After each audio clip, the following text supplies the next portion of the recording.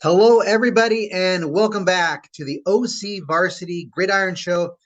We are ready to start league play throughout Orange County. Not everybody, but a lot of the big leagues are playing league competition this week. This is where it starts to get pretty serious, Mr. Fryer. We're talking about automatic playoff spots.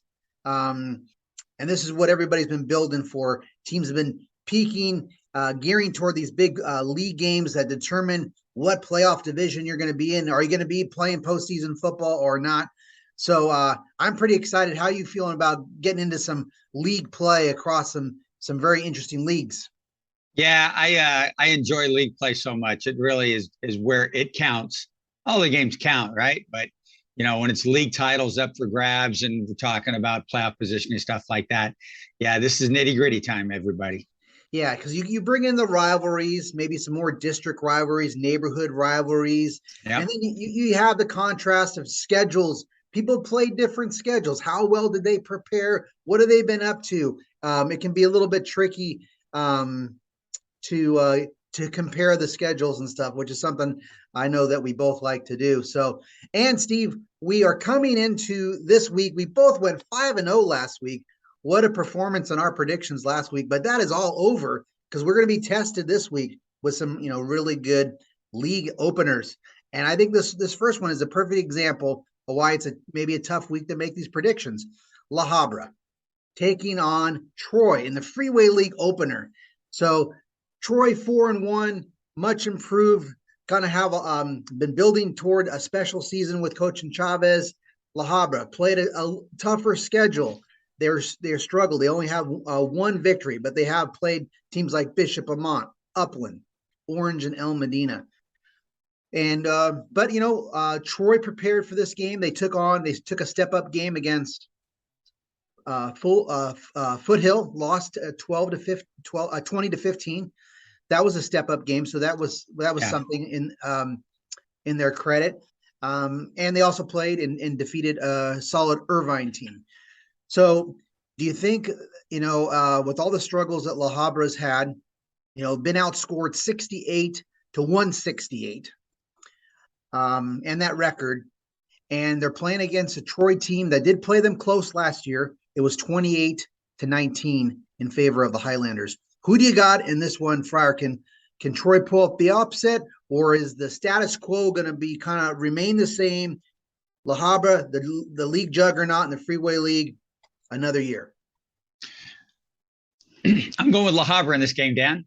Okay. And I'll tell you why. They got a running back that has become eligible with the setup period having expired, Brandon Gyron. And Coach Mazzotta thinks he's really going to make a difference for their offense over there at La Habra. So that helps a lot. And also could be a bit of a psychological advantage to La Habra. You know what I mean? Because sometimes when a team is beating a team so many years in a row, it gets in the pre-game skulls of guys.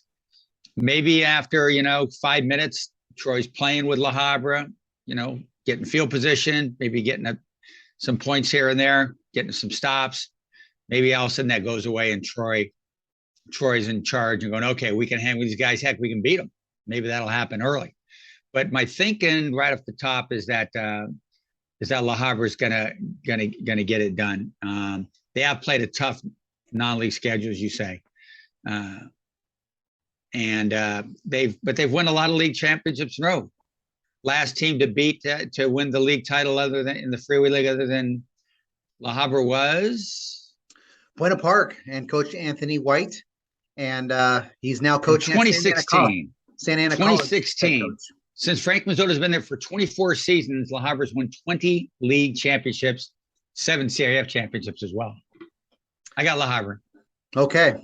You're going Troy, aren't you? I am picking the Warriors. They'll be their first victory against La Habra since 2006. And I think because I like what they have at running back. I mean, they're running the wing T. They kind of feel like they have their identity. Fisher, Huss, Kingsbury, and they even have another running back as well. And I think that they're going to get it done this year. I think if they have to execute, they're going to have to win the line of scrimmage and they're going to have to control clock and find a way to make some stops. But I think this is a game that Troy is going to win. That's my prediction. I won't be surprised, of course, if La Habra somehow gets itself together. They're, bringing in some, they might have some sit-out players become eligible. So we'll see. But both teams coming off the bye, and we'll see how this one goes. So we differ right off the bat. That's going to be a great game. Excellent. I think the Cal Preps projection for that game is like, I saw that 27-26 or something in favor of La Habra, I believe. Yeah, I saw that. I go, wow. So great game coming up on Friday. Here's another one. It is not a league game, but is a conference game, and it's a good one. El Modena, Villa Park, a couple rivals. This is a good rivalry in many sports. El Modena and Villa Park, they're very close to each other. So El Modena, I saw them last week. They're 5-0. They took out San Juan Hills pretty convincingly at San Juan Hills on homecoming. Then you got Villa Park, played a pretty good schedule. They're 2-3. El Modena has not defeated Villa Park since 2007. This is a very senior heavy team. They execute very well. They're making very few mistakes. I wonder if Troy is a little bit like this as well. But I was really impressed with how El Modena is, and they're crafty as well, because Guess is very good at quarterback running. He runs a little option. Owen Smith runs very hard. Mason Hitchens, I know you're high on him. He adds a lot of dimension. They do a couple of crafty things because Xavier Guess is very elusive. He is a sophomore left-handed back, has a lot of poise, but he is fast and elusive. But El Modena is going to face their most physical test this week, because Villa Park has got linemen both sides of the ball, and they got size, and they have a good running back in Carter Christie. Who do you got in this one, Mr. Fryer? Going with El Modena in this one to get this W. I think they're on a roll. I think it looks to me, and I haven't seen them yet, but I'll be at this game Thursday. Just from looking at scores and kind of what I know and talking to folks, this might be the best El Modena team in a long time. Long time. You mentioned Smith, Hitchens, who I think is just great on both sides of the ball. Guy's just ferocious football player. Guess I look forward to seeing him play. I know he's, like you said, crafty is a great word, but I like Elmo in this game. Villa Park, they pulled off a couple wins, that I kind of go, I don't think they're going to win that game, but they're still formidable as all heck. But I'm going with the Vanguard, sir. Yeah, I'm also going with El Modena. I was really impressed, and they also have a very good offensive and defensive line as well. And yes, everybody knows about Elijah Jacket at right tackle. He's protecting that blind side of the left-handed Xavier Guess. But they have a lot of other good linemen, and I noticed that they don't really have a lot of two-way linemen. They seem to have a little bit of depth at line as well, and they put some pressure on the quarterback. Now, guys like Mason Hitchens is going spot duty both ways. Yep. Owen Smith seems to play a lot of two-way ball, but that's a good running back matchup, Christie and Smith. I sure was impressed with how hard Owen Smith runs for his size. Yeah, he's fast too, man. That guy's quick. He gets that ball. He gets that hole quick. Yeah. I'm looking forward to seeing Christie play too. I know he's really good. Yeah, and you'll see a lot of good. I saw Villa Park beat Orange, and they did it with a physical style. So, yep. But I do think this could be a pretty special team for Elmo. Sticking with the exciting, North Hills League, Crestview League. You can't go wrong there for the most part. We got some things to talk about. You got some players to watch. Yeah. How about Foothill-Canyon? That's another. This is again a non-league game, but conference game. Canyon flying high, 5-0. Foothill, I think they're 3-2, thereabouts. Who do you got in this one? Because I think this is a step-up game for Canyon. Yeah. Let's see what if the Comanches are for real. Well, I really like Canyon. I saw them play Christian Lunsberg. He's a pretty good quarterback. He's tall, sits in the pocket well. He's got great receivers, with Fox Haugen, over there, and he's also got Kayvon Manfred also, who's a touchdown machine. Really good group of receivers. They protect Lunsburg pretty well, and eventually someone's going to get open, and Lunsburg's going to find him. Really good on defense too. I really like the Canyon football team. Foothill is sort of semi-rebuild mode. Lost a lot of good seniors from last year, but still playing well. I think Foothill's better than I thought they were going to be. But this could be, a kind of a fun and special year for Canyon football for the first time in a long time. Yeah, I am also picking Canyon in this game. Foothill, they are 3-2. Coming off a 24-7 loss against Chino Hills last week. Right. But I think Canyon, one guy who's doing great as well, as much as you mentioned the offensive guys, defensively, got the Orange County tackle leader. Troy Mills. Linebacker, 81 total tackles, one of the breakout players in Orange County this year. I wrote a notebook about some of the breakout players, and Troy Mills is one of them. He was not listed in the Hot 150s. Apologies to Troy Mills, but this guy is playing really well, instinctual, and I like the matchup they have there at Canyon, where they have some of their offensive pieces back from last year, and then they mix it with a kind of a defensive-minded coach. Coach Hughes came over from Sunny Hills, and I think they're putting it all together. They kept some of their offense together, and now they're matching it with a really good defense. Like you said, could be a special year for Canyon. Yep. All right. I think this is the game of the week, and I've already been flip-flopping and going back and forth on this one all, since yesterday. Same here. Orange Lutheran and Santa Margarita, Friday night, Orange Coast College, Trinity League opener. These Trinity League openers are traditionally barn burners, and this is the one that's I think is gonna produce that barn burner, because you got explosive offense with Santa Margarita. I think Jackson Potter, Emmett Mosley, what a duo, and there's a lot of other receivers behind Emmett. Jackson Potter very improved this year, 13 touchdowns, no interceptions. He is really taking care of the ball, even running a little bit.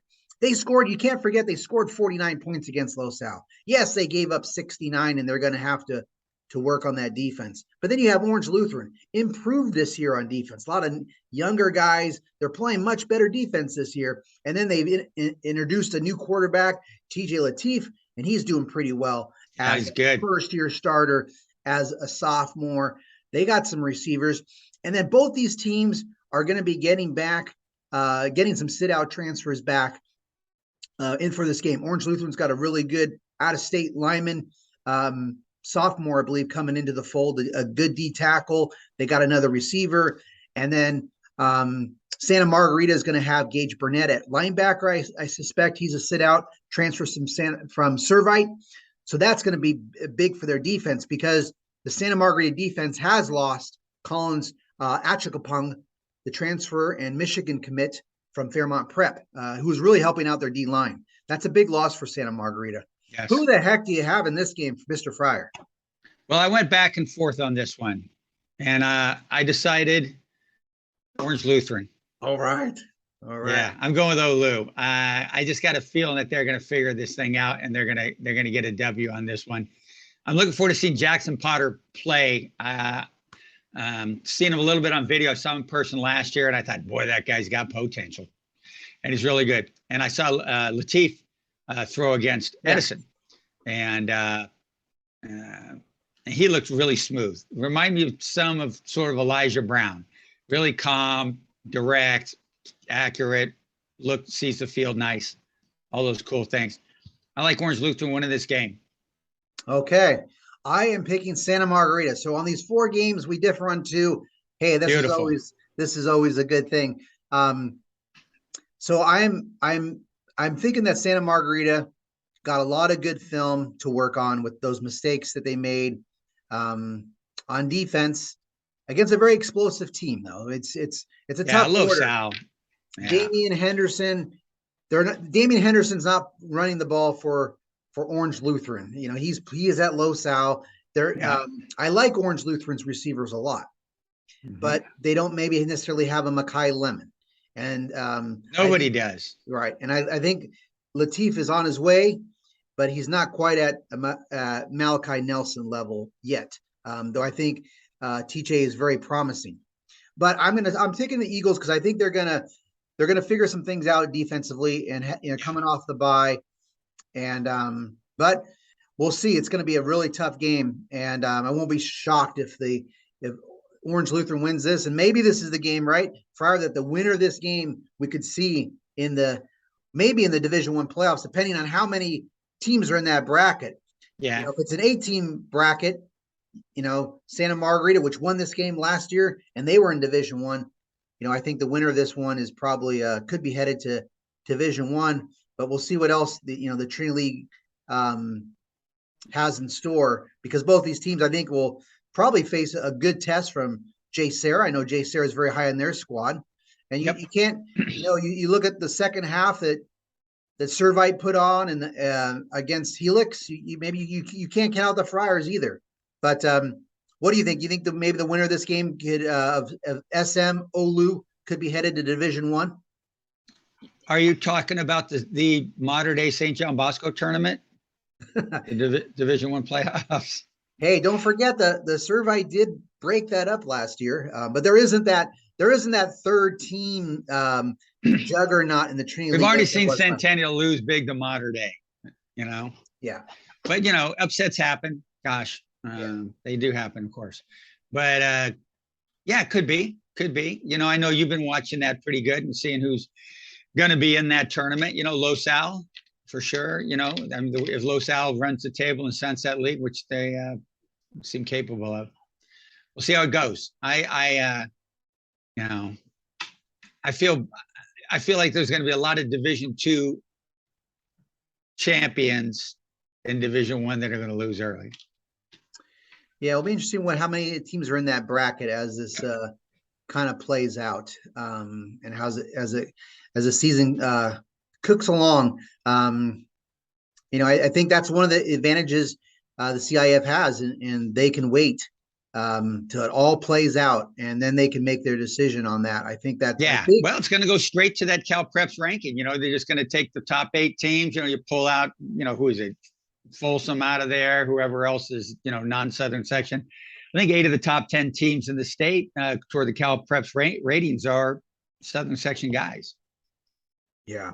So we'll see how it goes. Well, I just did it. I just ran those numbers the other day, and I know you've been doing it as well. Yeah. What do we got? We've got Modern Day, Bosco, Centennial, Poly, Mission, Los Al, Bishop Amat, Edison. Yes. Edison at Modern Day in the first round if the playoffs for this week. Yeah, those were the same pairings it was last week as well. Yeah. Hey, maybe some of this will flip up because there is this big game coming up October 7th, next Friday. So be sure to join us next week here on the Gridiron Show, where we are going to pick between Modern Day and Bosco coming up on October 7th. They're playing each other this year again? The Bowl. And if you want to get your tickets online, go to GoFan at 9 a.m. and try to get your ticket on Monday. Are you going to get me a ticket? We know this is that we got the perks. We can get into that game with our CIF pass. So that should be quite a scene there. Because I think Modern Day and Bosco roll this week, right? Modern Day is going to roll past Jay Sarah down in San Juan Capistrano. And Bosco is going to roll past Servite over at Cerritos College and set up. Both teams will be 6-0 going into that game. Sounds good.